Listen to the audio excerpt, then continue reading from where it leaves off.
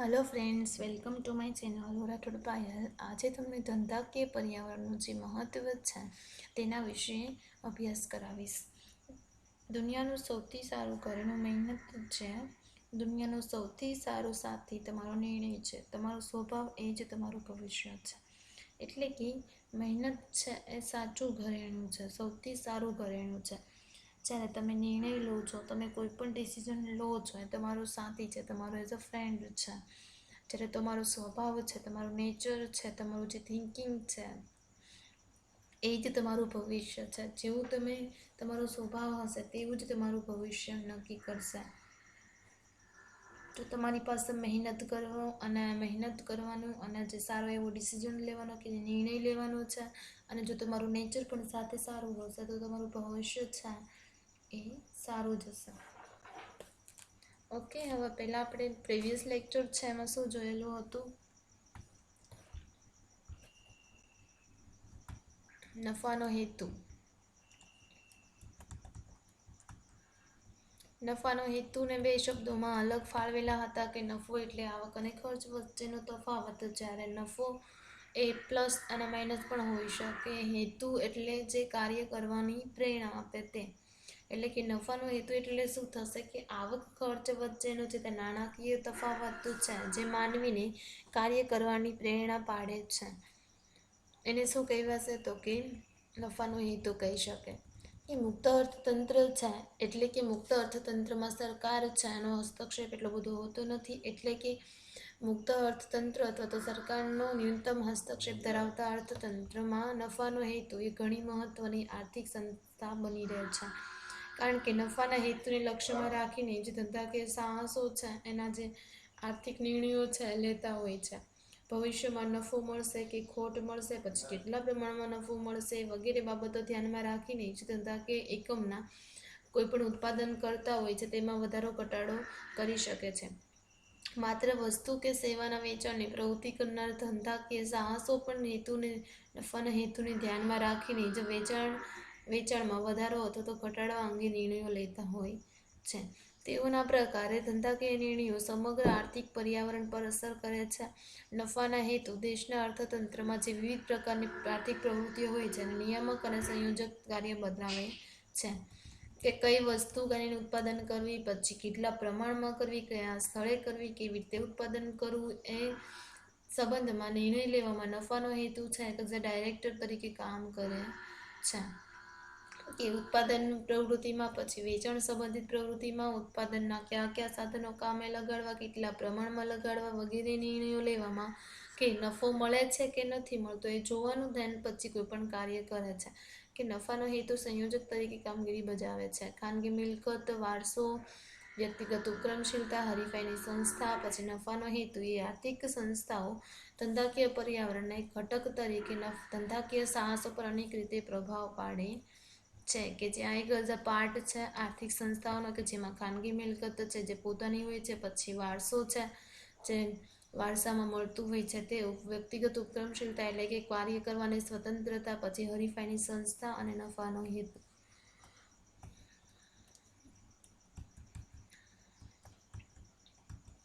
હવે છે ધંધાકીય પર્યાવરણનું મહત્વ। દેશના આર્થિક નીતિ વિષયક નિર્ણયોમાં ધંધાકીય પર્યાવરણ છે એ અનેક દ્રષ્ટિએ મહત્વ ધરાવે છે। ધંધાકીય પર્યાવરણ ધંધાકીય એકમનું સ્વરૂપ નક્કી કરવામાં નિર્ણાયક ભાગ ભજવે છે। એટલે કે ધંધાકીય પર્યાવરણ છે એ કોઈ પણ ધંધો છે એને કોઈ પણ એકમ સ્ટાર્ટ કરે છે, એનું સ્વરૂપ નક્કી કરવામાં એક નિર્ણાયક ભાગ ભજવે છે। ફોર એક્ઝામ્પલ, કોઈ ધંધો કરવાનું વિચારે અથવા તો કંપની એસ્ટાબ્લિશમેન્ટ કરવાનું વિચારે છે, તો એ લોકેશન છે, એરિયા છે, તો એ સ્થળ જોશે કે ત્યાં છે એમને લેબર એટલે કે મજૂર મળી શકશે, પછી એટલી માંગ થઈ જશે, એ જે પ્રોડક્ટ બનાવે છે તે એ બધા અંગે શું તો કે એને નિર્ણયો લેવાના હોય છે। કારણ કે નિર્ણય લે છે તેમાં ધંધાકીય પર્યાવરણ છે ઇમ્પોર્ટન્ટ હોય છે, ત્યાંનું અનુકૂળ હશે તો કોઈ પણ બિઝનેસ સ્ટાર્ટ કરી શકે છે। ધંધા માટે જરૂરી આંતરમાળખાકીય સગવડો પૂરી પાડે છે કે ધંધા માટે જરૂરી આંતરમાળખાકીય સુવિધાઓ। આંતરમાળખાકીય એટલે કે જે જરૂરી હોય એવી સુવિધાઓ કે સિંચાઈ છે, પછી વીજળી છે, વાહન વ્યવહાર છે, એ બધું તેમાં આવશે। કે અર્થતંત્રમાં માળખાગત ફેરફારો સર્જે છે, ધંધામાં ગતિશીલતાનું તત્વ ઉમેરે છે. કારણ પછી ધંધાકીય ક્ષેત્રે સરકારની ભૂમિકા પણ બદલે છે. એટલે કે જેવું પર્યાવરણ હશે એવી સરકારો છે એ પણ નીતિ નિયમો બહાર પાડે છે. પછી સરકારની આર્થિક નીતિમાં પરિવર્તન પ્રેરે છે. ધંધાકીય પર્યાવરણના મહત્વ વિશે હવે વિગતો વિચારીએ. એટલે કે ટોપિક વાઇઝ છે આપેલું છે. ફર્સ્ટ વન છે ધંધાકીય સાહસના સ્વરૂપ તથા પ્રકારમાં નિર્ણાયક. એટલે કે ધંધાકીય પર્યાવરણ છે એ ધંધાકીય સાહસનું સ્વરૂપ તથા તેનો પ્રકાર નક્કી કરવામાં એક નિર્ણાયક ભાગ ભજવે છે.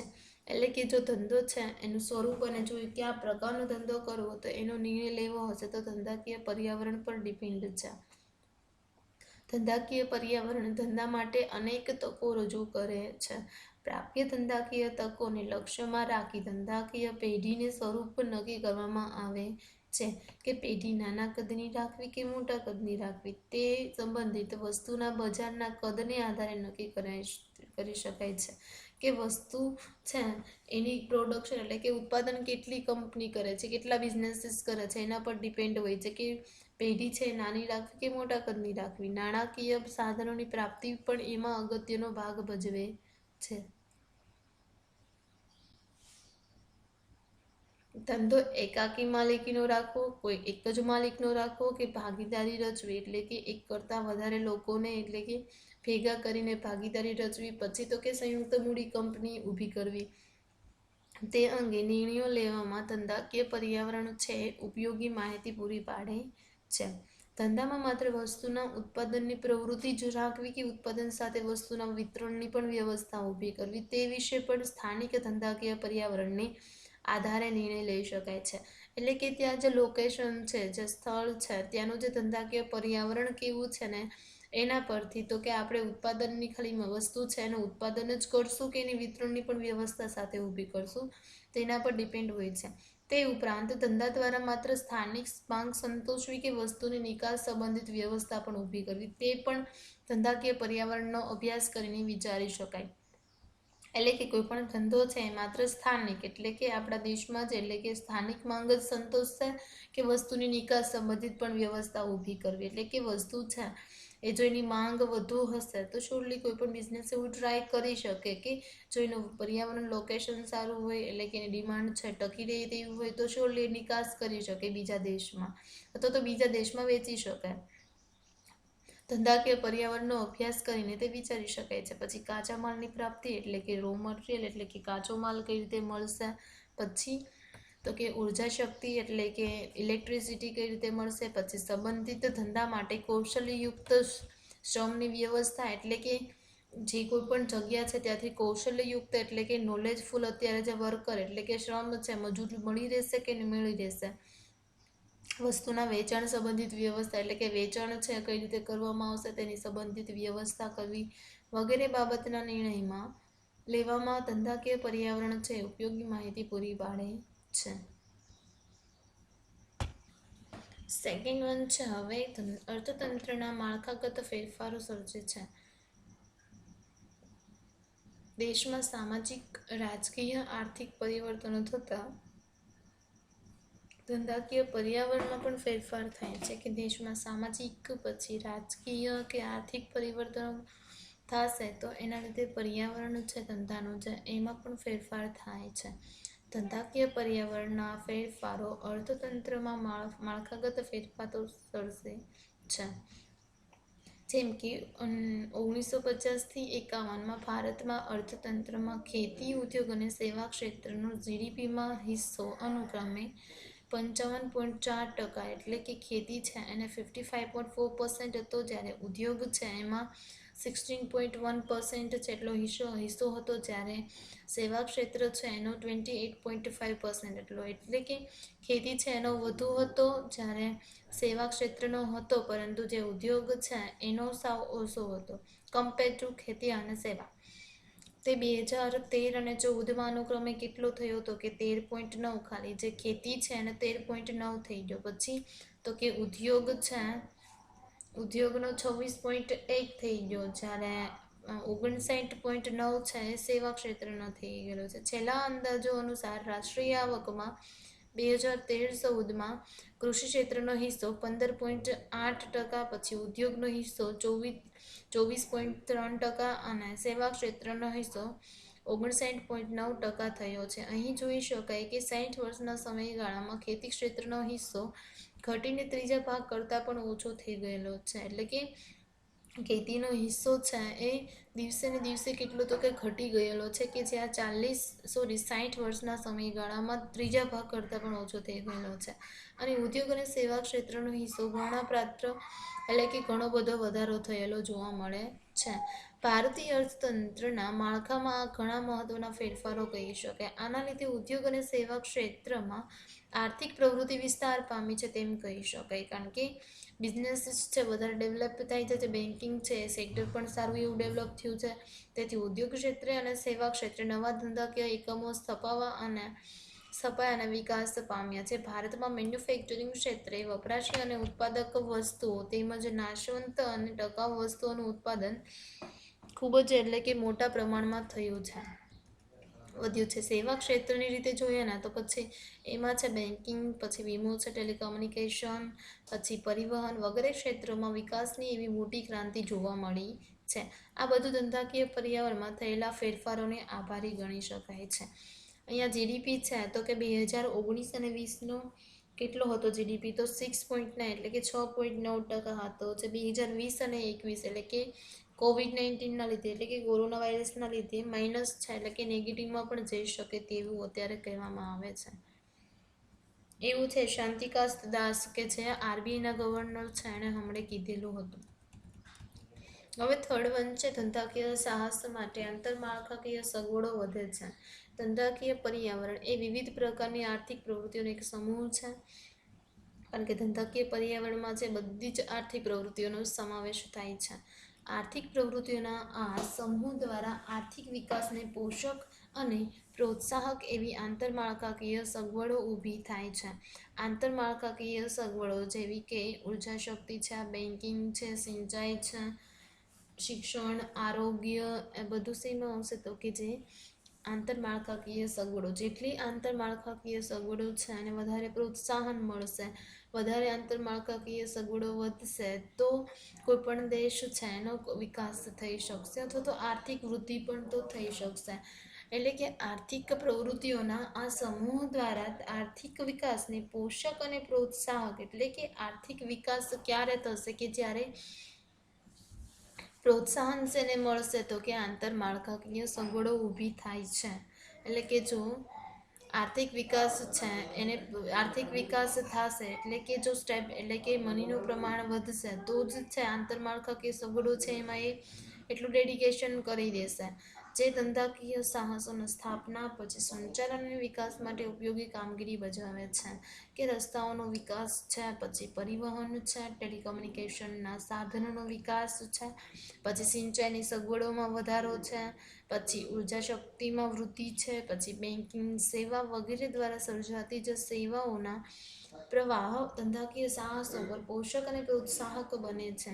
એટલે કે કોઈ પણ ધંધા છે એમાં છે ઘણા પ્રકારની આ બધા જ પ્રકારની જે આંતરમાળખાકીય સગવડો છે એ ડાયરેક્ટલી અને ઇનડાયરેક્ટલી કનેક્ટેડ છે. એટલે કે એના પર અસર કરે છે કે જ્યારે કોઈ પણ ધંધો છે એને સ્થાપના કરવી હશે અથવા તો એનું સંચાલન કરવું હશે અથવા તો એનો વિકાસ કરવો હશે તો આ બધી જે રસ્તાઓનો વિકાસ છે, એટલે કે જો રસ્તાઓ સારા હશે તો એ વસ્તુ છે એક જગ્યાએથી બીજી જગ્યાએ ઇઝીલી પહોંચાડી શકશે. પછી ટેલિકોમ્યુનિકેશનના સાધનોનો વિકાસ, એટલે કે જેવું ટેકનોલોજી છે એના થ્રુ છે ઇઝીલી કોઈ પણ વાતચીત એટલે કે કોઈ પણ કોમ્યુનિકેશન છે કરી શકશે. પછી સિંચાઈ સગવડોમાં વધારો, જો ઘણા કંપની હોય છે બેઝ કે એના પર બેઝ હોય છે કે વોટર એટલે કે પાણી પર બેઝ હોય છે, તો એમાં પાણી છે એ જોશે તો એની સિંચાઈની સગવડો ત્યાં કોઈ પણ લોકેશનમાં હશે તો ઇઝીલી થઈ શકશે. પછી ઉર્જા શક્તિમાં વૃદ્ધિ, એટલે કે ઉર્જા શક્તિ છે એટલે કે એને ઇલેક્ટ્રિસિટી, કારણ કે કોઈ બધી મશીનરીઝ છે એ પણ કોના સાથે તો કે ઇલેક્ટ્રિસિટી સાથે જ કનેક્ટેડ છે. જેટલી ઉર્જા શક્તિમાં વૃદ્ધિ હશે તેટલો એનો ફાયદો થશે. પછી બેન્કિંગ સેવા, કારણ કે બેન્કિંગ થ્રુ જ કોઈ પણ ટ્રાન્ઝેક્શન મોસ્ટ ઓફ થાય છે. વગેરે દ્વારા સર્જાતી સેવાઓના પ્રવાહ ધંધાકીય સાહસો માટે પોષક અને પ્રોત્સાહન બને છે. હવે ચોથું છે ધંધામાં ગતિશીલતાનું તત્વ લાવે છે. તો કઈ રીતે લાવે છે કે ધંધાકીય પર્યાવરણ છે એમાં ગતિશીલતાનું તત્વ ઉમેર્યું છે.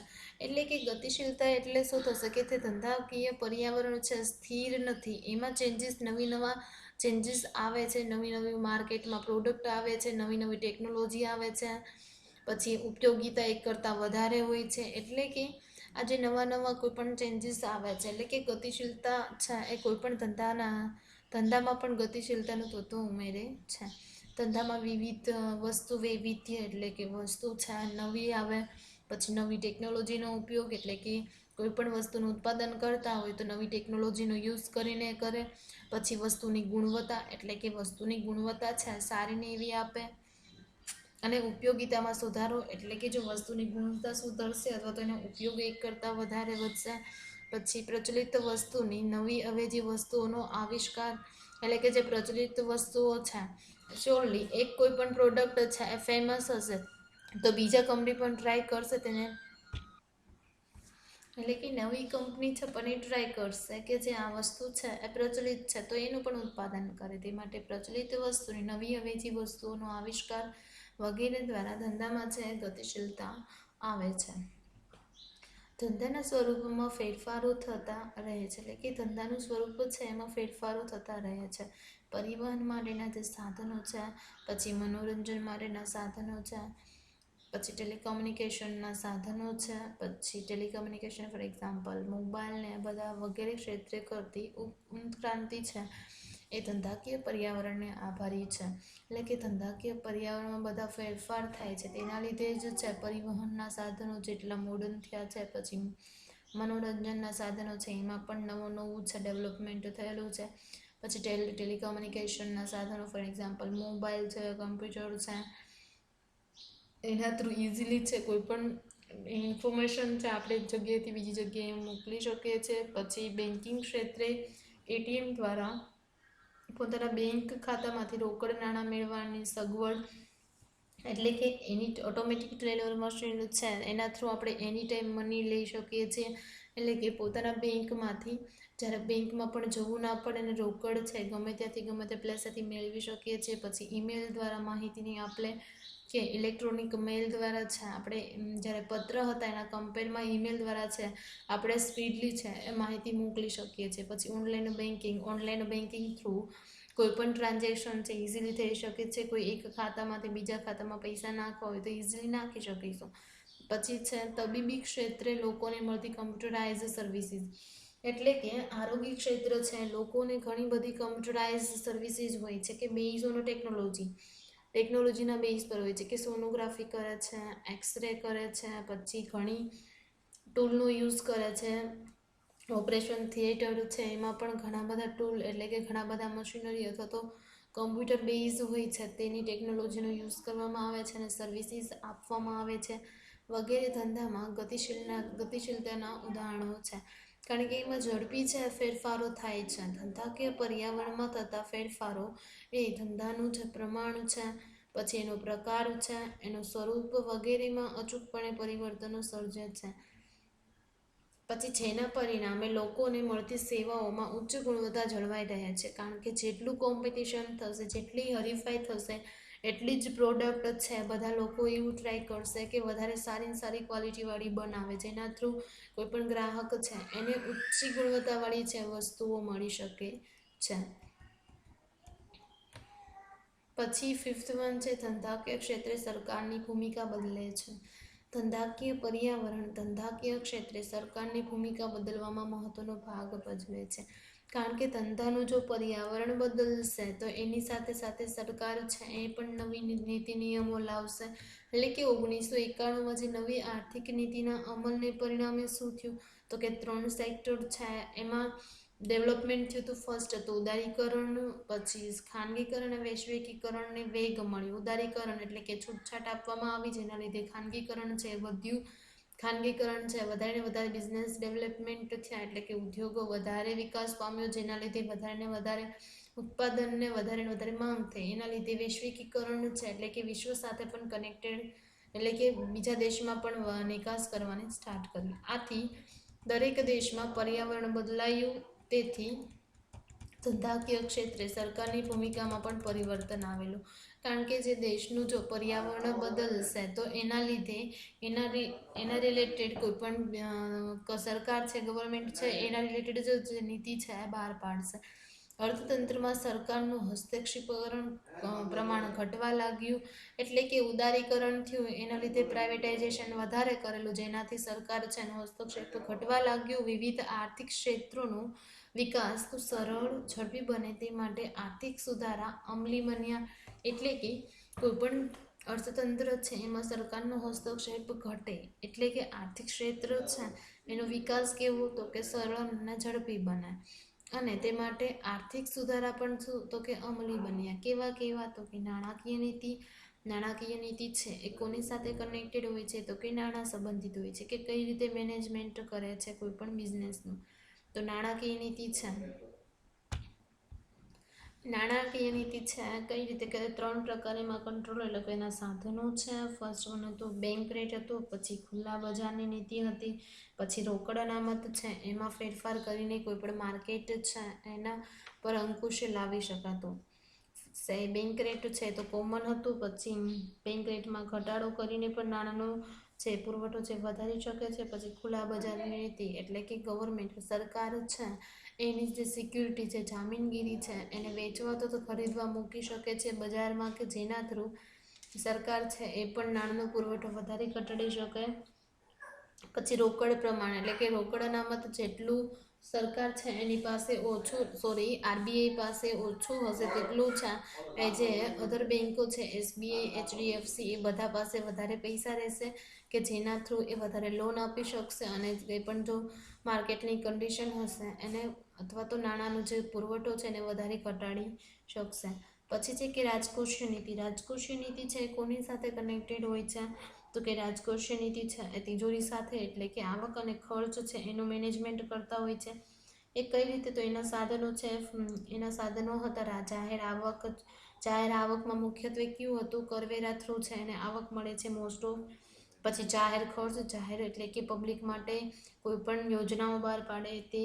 પછી જાહેર ઋણ, એટલે કે પબ્લિકની કોઈ પણ ચૂકવવાનું છે, દેવું છે એ ચૂકવી એ છે. પછી ખાતપૂર્વક નાણાતંત્ર. ખાતપૂર્વક નાણાતંત્ર એટલે શું થશે, કે બજેટમાં છે એ ઇન્કમ કરતાં એક્સપેન્સિસ, એટલે કે આવક કરતાં ખર્ચાઓ વધી જશે,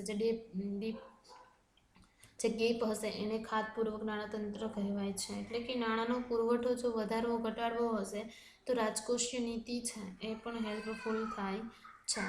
પછી છે કે ઔદ્યોગિક નીતિ. ઔદ્યોગિક નીતિ છે એ કોને રિલેટેડ, તો કે ઔદ્યોગિક નીતિ એ ઔદ્યોગિક વિકાસ પ્રત્યે સરકારનો જે અભિગમ છે સ્પષ્ટ કરતી નીતિ છે.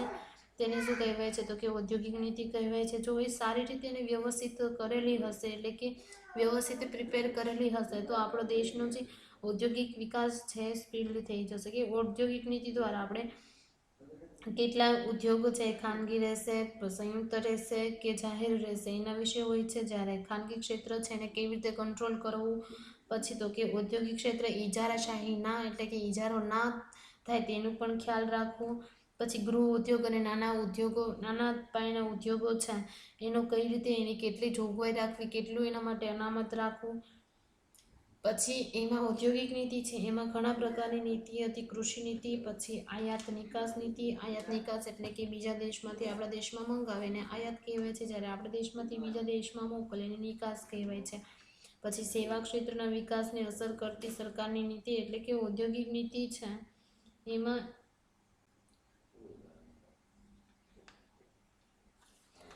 નેક્સ્ટ વન છે કૃષિ નીતિ. કૃષિ નીતિ છે એમાં તો કે રિલેટેડ ટુ એગ્રીકલ્ચર, એટલે કે કૃષિ એટલે કે ખેતી સાથે કનેક્ટેડ હોય છે. પછી નિકાસ નીતિ. નિકાસ એટલે આયાત અને નિકાસ, એટલે કે આપણા દેશમાંથી બીજા દેશમાં છે કોઈ પણ ટ્રાન્ઝેક્શન થાય છે, એટલે કે બીજા કન્ટ્રી સાથે ટ્રાન્ઝેક્શન થાય છે તેના રિલેટેડ રેટ કેટલા રાખવા, તેટલું કેટલા પ્રમાણમાં આયાત કરવી. જો આયાત કરતાં નિકાસ ઓછી હશે, એટલે કે આયાત વધી જશે, તો કોઈ પણ બિઝનેસ, એટલે કે કોઈ પણ સરકાર માટે એ પણ એડવર્સ ઇફેક્ટ કરી શકે છે, કારણ કે કરન્સી છે એની વેલ્યુ ઘટી જશે. પછી બેન્કિંગ નીતિ છે, એટલે બેંકની કેવી નીતિ છે વગેરેમાં વિકાસ ફેરફાર ફેરફારો થયા છે. તેના પરિણામે શું તો કે આરબીઆઈ છે એ બેંક રેટમાં ઘટાડો કર્યો છે કે જેના થ્રુ લોકો છે એને વધારે લોન મળે. લોન દેશે તો લોનના વ્યાજના કારણે શું થશે કે વધારે શાક સર્જન થશે. કોઈ પણ બેંક કે એચડીએફસી બેંક હોય, આઈસીઆઈસીઆઈ બેંક હોય કે એસબીઆઈ હોય, બેંકોએ વ્યાજના દર ઘટાડ્યા છે જેથી વધુ પ્રમાણમાં શાક સર્જન થઈ શકે તેવી વ્યવસ્થા ઊભી થઈ છે. રહેણાંકના મકાન પછી વાહનો વગેરે માટે છે લોન પરના વ્યાજ દર ઘટાડ્યા કે જેના થ્રુ વધારે ને વધારે લોકો છે લોન લેવા લાગ્યા. કરવેરાના માળખામાં સુધારા થયા એટલે કે કરવેરામાં એટલે કે ટેક્સમાં પણ થોડોક એને ફેરફાર કરેલો. પછી ઔદ્યોગિક ક્ષેત્રે સરકારી દખલગીરી ઘટતા ઔદ્યોગિક ક્ષેત્રનો વિકાસ પણ ઊંચો આવ્યો. એટલે કે ઔદ્યોગિક ક્ષેત્રે જે સરકાર છે જે દખલગીરી કરતું હતું કે જે કંટ્રોલ ઓવર કરતું હતું કે ગવર્મેન્ટ સેક્ટરો જ હોવા જોઈએ, એના લીધે એને શું કર્યું કે ઉદારીકરણ કર્યું અને વધારે ને વધારે પ્રાઇવેટાઇઝેશન એટલે કે ખાનગીકરણના લીધે ઔદ્યોગિક ક્ષેત્ર છે એનો પણ વિકાસ દર ઊંચો આવ્યો. આયાત નિકાસમાં જરૂરી ફેરફાર કરી નિકાસો વધે એ માટે અસરકારક પગલાં લીધા, જેનાથી જે નિકાસો વધી એટલે કે નિકાસો જો વધશે તો વિદેશી હુંડિયામણ છે કમાણી પણ વધી. એટલે કે વિદેશી હુંડિયામણ છે એ આપણા દેશમાં આવશે તે એના થ્રુ આપણી જે વેલ્યુ છે એ પણ ઘટશે, કારણ કે રૂપિયા કરતાં જે વિદેશી હુંડિયામણ છે એની વેલ્યુ એનું મૂલ્ય છે વધુ છે. અહીં જોઈ શકાય કે ધંધાકીય પર્યાવરણ જો બદલશે ને તો સરકારની જે નીતિ નિયમો છે એ પણ બદલવાના છે, જેના પરિણામે દેશના જે અર્થતંત્રનો જે વિકાસ છે એ પણ અનુકૂળ અસર થઈ શકશે. આમ ધંધાકીય પર્યાવરણને અનુરૂપ સરકારની ભૂમિકા અને આર્થિક નીતિએ અર્થતંત્રના વિકાસનો વૃદ્ધિદર ઊંચો લાવવામાં એક અગત્યનો ફાળો આપ્યો છે. એટલે કે ધંધાકીય પર્યાવરણ છે એ કોઈપણ સરકારની ભૂમિકા અને અર્થતંત્ર આર્થિક નીતિ ઘડવામાં વિકાસનો દર કેવો તો કે વધારે આર્થિક દર છે વધારે ઊંચો લાવ્યો છે, જે અગત્યનો ભાગ છે એટલે કે અગત્યનો ફાળો આપી એવું કહી શકાય. હવે રિવાઇઝ કરશું. પહેલું છે ધંધાકીય સાહસનું સ્વરૂપ અને તેના પ્રકારમાં નિર્ણાયક એટલે કે ધંધાકીય પર્યાવરણ છે એ કોઈપણ ધંધાનું એટલે કે કોઈપણ બિઝનેસ છે એનું સ્વરૂપ અને તેનો પ્રકાર નક્કી કરવામાં એક નિર્ણાયક ભાગ ભજવે છે. ધંધો છે ધંધાકીય પર્યાવરણ અનેક પ્રકારની તકો રજૂ કરે છે એટલે કે રજૂ કરે છે. તકોને જો લક્ષ્યમાં રાખીને ધંધાકીય પર્યાવરણ છે ધંધાકીય પેઢી છે એનું સ્વરૂપ નક્કી કરવામાં આવે છે કે નાના કદની રાખવી, મોટા કદની રાખવી, એ બધું કોના આધારે છે કે બજારનું કદ કેવું છે. પછી ધંધો છે એકાકી રાખવો, પછી ભાગીદારી રચવી કે મૂડી કંપની ઊભી કરવી, તે પણ ધંધાકીય પર્યાવરણ ઉપયોગી છે. કે ધંધામાં માત્ર ખાલી ઉત્પાદનની પ્રવૃત્તિ જ કરવામાં આવશે કે તેની સાથે સાથે વિતરણની પણ વ્યવસ્થા કરવામાં આવશે, તે અંગે પણ સ્થાનિક ધંધાકીય પર્યાવરણ છે અસર કરે છે. તે માટે કે વસ્તુની નિકાસ સંબંધિત પણ વ્યવસ્થા ઊભી કરવી એટલે કે કોઈ પણ સ્થાનિક માંગ છે, ધંધો માત્ર ખાલી સ્થાનિક માંગ એટલે કે સ્થાનિક માંગ અને એની સાથે વસ્તુની નિકાસ પણ કરે. પછી કાચા માલની પ્રાપ્તિ, ઊર્જા શક્તિ, પછી એના રિલેટેડ કોઈ પણ શ્રમની વ્યવસ્થા એટલે કે નોલેજફુલ જો મળશે કે નહીં, પછી વસ્તુના વેચાણ સંબંધિત વ્યવસ્થા, આ બધામાં છે ધંધાકીય પર્યાવરણ ઉપયોગી બને છે. નેક્સ્ટ વન શું હતું તો અર્થતંત્રમાં માળખાગત ફેરફારો સર્જે છે એટલે કે દેશમાં સામાજિક, રાજકીય અને આર્થિક પરિવર્તનો થતાં ધંધાકીય પર્યાવરણમાં પણ ફેરફાર થાય છે. 1950-51માં ભારતમાં ખેતીનો છે 55.4%, ઉદ્યોગનો 16.1%, પછી સેવા ક્ષેત્રનો 28.5% જેટલો હતો, જે 2013 અને 14માં 13.9 એટલે કે જે 55.4 થી 13.9 થઈ ગયો, પછી 16.1 થી 26.1, જ્યારે 28.5 થી 59.9% જેટલો વધ્યો છે કે એના. અને રાષ્ટ્રીય આવકમાં છે એ તો કે 2013 અને 14માં કૃષિ ક્ષેત્રનો હિસ્સો કેટલો હતો 15.8, ઉદ્યોગ ક્ષેત્રનો હિસ્સો 24.3 અને સેવા ક્ષેત્રનો 59.9% થયો છે. કે આ પરથી એવું જોઈ શકાય કે જે 60 વર્ષના સમયગાળો છે એમાં ખેતી ક્ષેત્રનો છે એ ત્રીજા ભાગ કરતાં પણ ઓછો થઈ ગયેલો છે એનો હિસ્સો, જ્યારે ઉદ્યોગ અને સેવા ક્ષેત્રનો હિસ્સો ગણના પાત્ર એટલે કે ઘણો બધો પ્રમાણમાં વધ્યો છે. આના લીધે શું થશે કે ઉદ્યોગ અને સેવા ક્ષેત્રની જે આર્થિક પ્રવૃત્તિ છે એ વિસ્તાર પામી છે કે જેના લીધે નવા ઉદ્યોગો છે એ ઉદ્યોગ ક્ષેત્રે અને સેવા ક્ષેત્રે નવા ઉદ્યોગ સ્થપાયા છે અને વિકાસ લાગ્યો એટલે કે વિકાસ થયો છે.